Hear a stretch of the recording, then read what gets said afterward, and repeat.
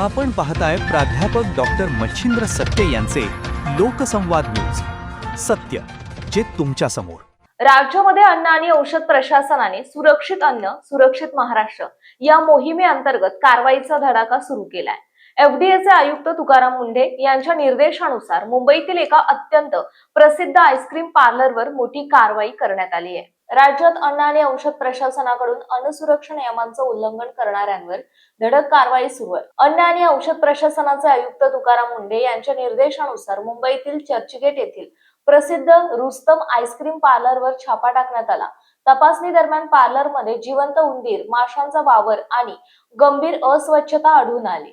तसेच मुदत संपलेले पिस्ता, स्वीट ऑरेंज, चेरी, बदाम, अमेरिकन आईस्क्रीम, सोडा आणि मिक्स फ्रूट सारखे पदार्थही जप्त करून नष्ट करण्यात आले. नियमांचे गंभीर उल्लंघन झाल्यामुळे पार्लरचा परवाना तात्काळ रद्द करण्यात आला असून नमुने प्रयोगशाळेत तपासणीसाठी पाठवण्यात आले. अहवाल येईपर्यंत पार्लर बंद ठेवण्याचे आदेश देण्यात आले. यापूर्वीच्या प्रयोगशाळा अहवालात आईस्क्रीम मधील मिल्क फॅटचे प्रमाण निर्धारित 10% कमी म्हणजेच 7.94% आढळल्यानेही कारवाईची शक्यता अधिक बळावली. दरम्यान नागपूरमधील श्री हिरा स्वीट आणि धुळ्यातील विनापरवाना सुरू असलेल्या हॉटेल पाटीलवाडावरही अन्न आणि औषध प्रशासनाने कठोर कारवाई केली.